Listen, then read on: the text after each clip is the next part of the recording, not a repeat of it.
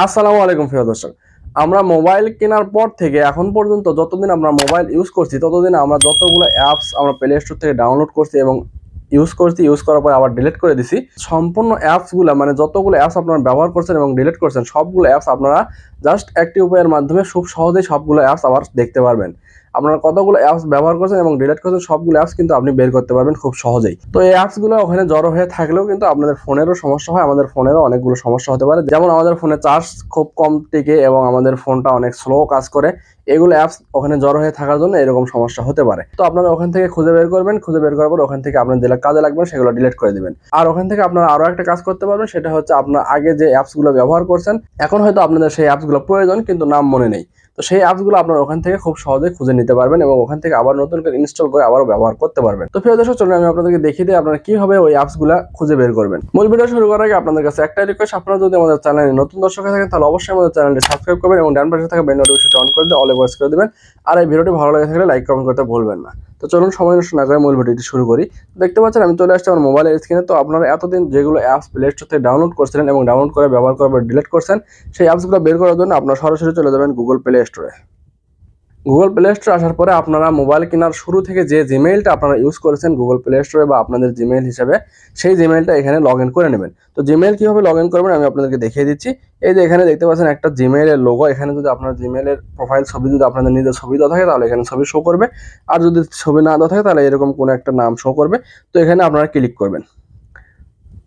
Click করার পরে এই যে এখানে দেখতে পাচ্ছেন আমার এখানে কিন্তু একটা জিমেইলের পাশে এখানে দেখতে পাচ্ছেন একটা অ্যারো চিহ্নের মতো, এখানে আপনারা ক্লিক করবেন। এখানে ক্লিক করার পরে এখানে নিচে দেখতে পাচ্ছেন আমার মোবাইলে যতগুলো জিমেইল এখানে লগ ইন করা আছে সবগুলো কিন্তু এখানে শো করতেছে। আর যদি আপনাদের এর মধ্যে শো না করে, যদি আপনাদের জিমেইলটা মোবাইলে লগ ইন করা না থাকে, তাহলে আপনারা এখানে দেখতে পাচ্ছেন ম্যানেজ ইয়ার গুগল অ্যাকাউন্ট, এখানে ক্লিক করে আপনারা আপনাদের জিমেইলটি এখানে লগ ইন করে নেবেন। তো জিমেইলটি লগ ইন করা হয়ে গেলে আপনারা এখানে দেখতে পাচ্ছেন ম্যানেজ অ্যাপস অ্যান্ড ডিভাইস, তো এখানে আপনারা ক্লিক করবেন। ক্লিক করার পরে এই পাশে আপনারা এখানে দেখতে পাচ্ছেন ম্যানেজ অপশন, তো এই ম্যানেজ অপশনে আপনারা ক্লিক করবেন। ক্লিক করার পরে এখানে দেখতে পাচ্ছেন ইনস্টল নামে একটি অপশন আছে, তো এই পাশেই কিন্তু একটা অ্যারো চিহ্ন দেওয়া আছে এখানে দেখতে পাচ্ছেন। তো এই অ্যারো চিহ্নতে আপনারা ক্লিক করবেন।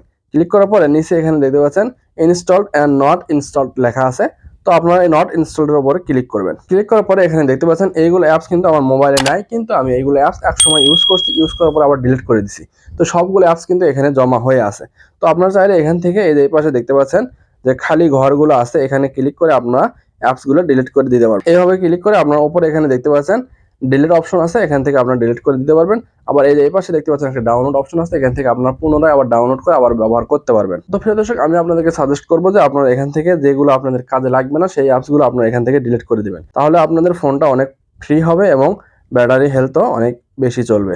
তো এইভাবে আপনাদের যেগুলো কাজে লাগবে না আপনারা এইভাবে সিলেক্ট করে দেবেন। সিলেক্ট করে দেওয়ার পরে উপরে এখানে দেখতে পাচ্ছেন ডিলিট অপশন, আমি এখান থেকে এটা ডিলিটের উপরে ক্লিক করব। ক্লিক করার পর এখানে দেখতে পাচ্ছেন রিমুভ অপশন, এখানে ক্লিক করবেন।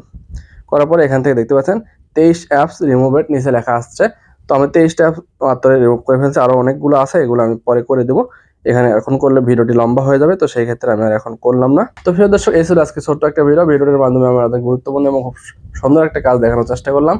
আশা করি আপনারা কাজটা বুঝতে পেরেছেন এবং শিখতে পেরেছেন। তো ভিডিওটি ভালো লাগে থাকলে অবশ্যই লাইক কমেন্ট করতে ভুলবেন না। আর আমাদের চ্যানেলে নতুন দর্শক হয়ে থাকলে অবশ্যই আমাদের চ্যানেলটি সাবস্ক্রাইব করে আমাদের পাশেই থাকবেন। আপনাদের একটা লাইক কমেন্টে আমার এরকম নতুন নতুন ভিডিও বানানোর অনুপ্রেরণা জাগায়। তো প্রিয় দর্শক, দেখা হবে নতুন কোনো ভিডিওতে, সেই পর্যন্ত ভালো থাকবেন, সুস্থ থাকবেন, আল্লাহ হাফেজ।